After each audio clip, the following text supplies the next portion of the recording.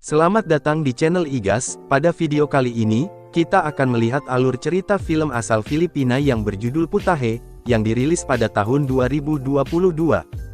Film ini menceritakan seorang gadis remaja bernama Jenny, yang sudah memiliki fantasi enak-enak di atas anak-anak seumurannya, bahkan ia terus belajar meningkatkan imajinasinya di dunia enak-enak, ketika ada seseorang wanita amat cantik datang ke desanya dan belajar darinya.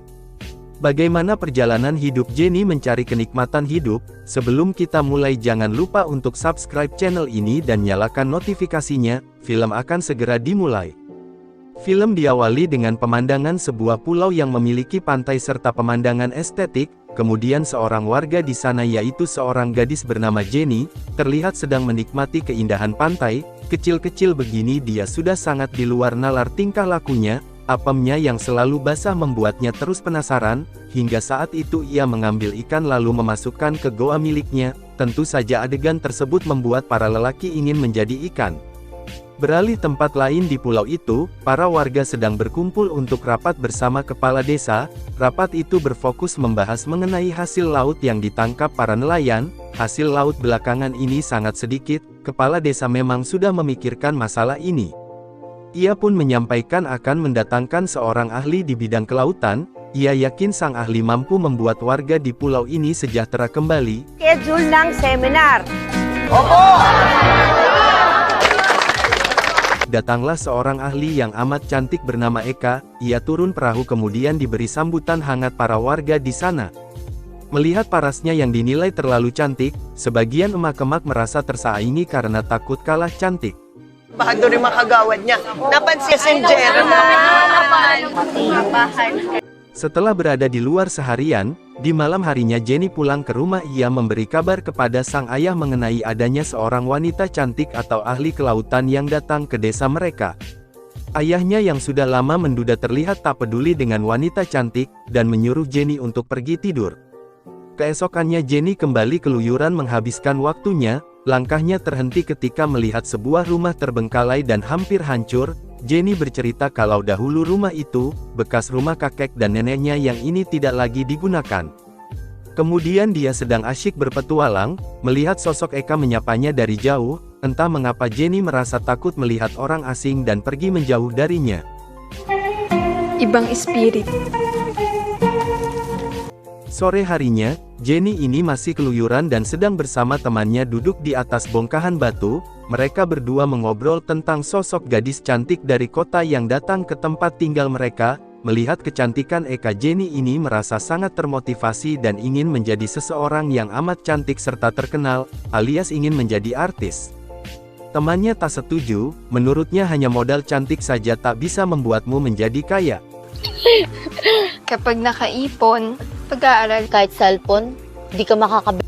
Kedatangan Eka ke desa itu jadi perbincangan hangat di antara warga desa. Terlihat bapak-bapak sedang ngopi dan ngerumpi tentang Eka yang sosoknya sangat cantik. Dari wanita manapun di desa ini, mereka juga percaya kalau nantinya akan mendatangkan banyak kebaikan.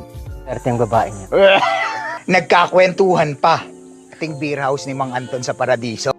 Di samping itu para emak-emak juga ngerumpi. Sudah pasti Eka lah bahan rumpian mereka. Eka terlalu cantik dan membuat mereka minder, hingga mereka takut kalau Eka akan menggoda suami mereka. Lalu mereka juga meragukan dan berasumsi Eka ini bukanlah sosok wanita baik-baik. Kapitana, baka sabi pa nga sa akin.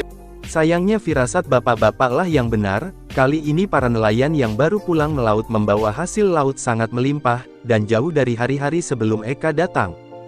Jelas kekhawatiran mereka kini terbayarkan oleh hasil tersebut, dan takkan pusing lagi mencari bahan makanan. Salamat sa Diyos! Di tengah kebahagiaan itu muncullah sosok Eka memakai payung, supaya sinar matahari tak membuat kulitnya hitam. Kepada para nelayan ia meminta bantuan untuk memperbaiki bagian rusak di rumah yang ia tinggali sekarang. Sayangnya para nelayan yang sedang bersama istrinya itu, tak bisa membantu Eka. Para istri takut kalau suami mereka kepincut atau tergoda oleh kecantikan Eka. Beruntungnya, ada seorang nelayan bersedia membantunya, tapi terlihat juga istrinya cemberut alias tak setuju karena suaminya mulai genit. Kailangan ko rin kasi ng pagkakakitaan para sa... Bago lang yun.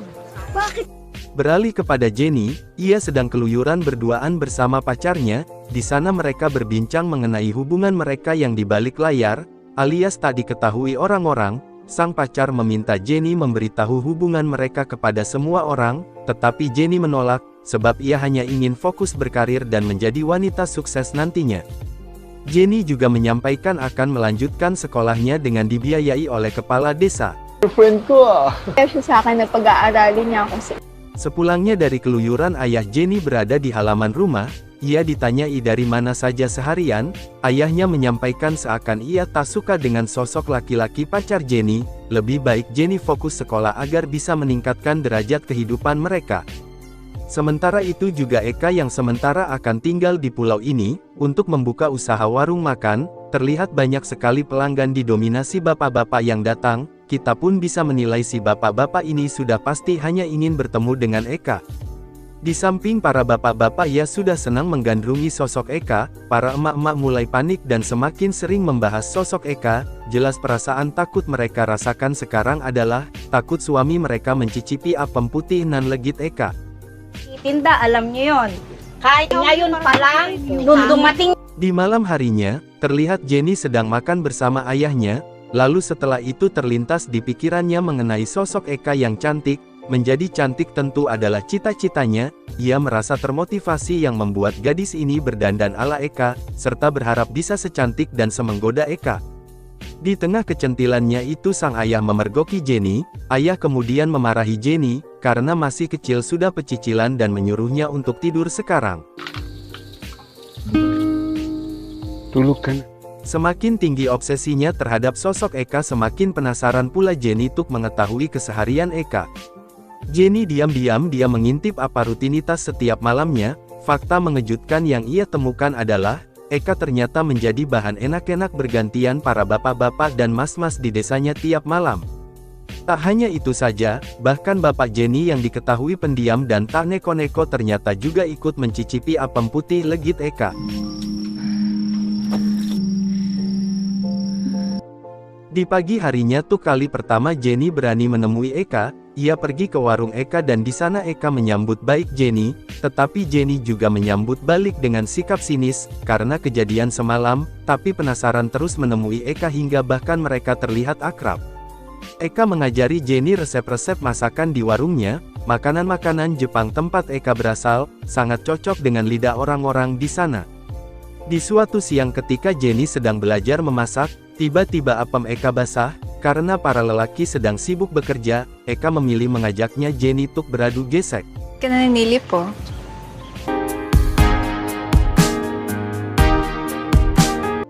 Sayangnya aksi gila itu terpergok oleh emak-emak pencari bahan gosip, yang kebetulan melintas tapi Eka dan Jenny tak menyadari itu karena mereka sangat menikmati permainan.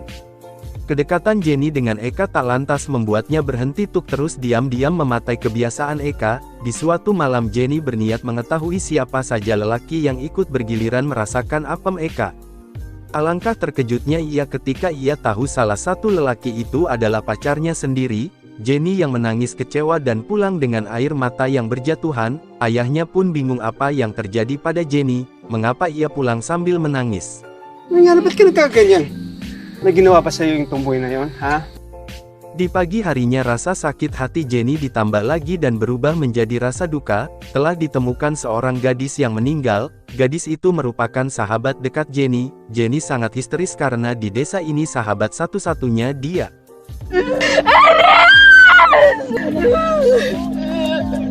Beberapa hari setelah berduka, diadakan sebuah pesta besar untuk merayakan kepala desa yang sedang berulang tahun. Hasil laut melimpah yang ditangkap mereka dimasak dengan berbagai resep istimewa oleh Jenny, dan tentu dipandu oleh si ahli memasak Eka.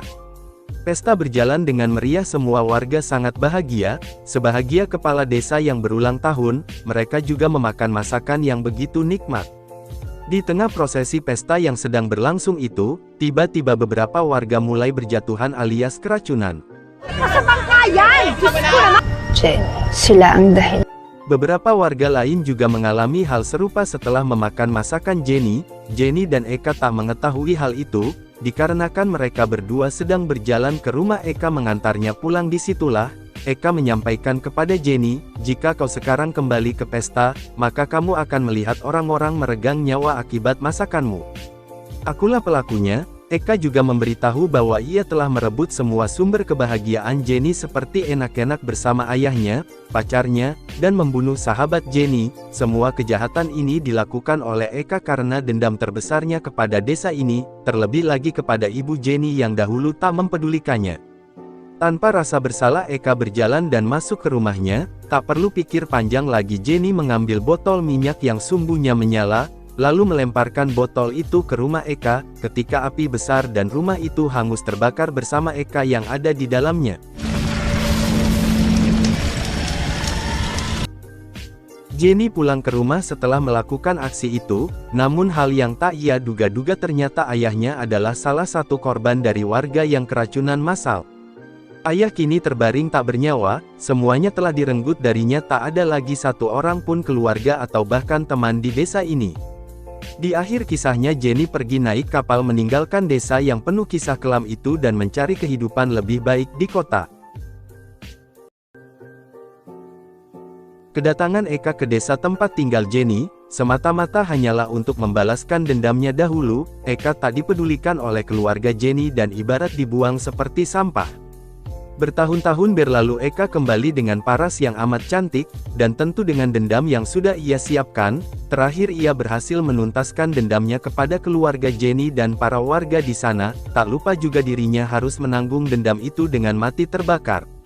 Terima kasih sudah menonton video ini. Jangan lupa klik like, komen, subscribe, dan share video ini. Sampai jumpa di video berikutnya.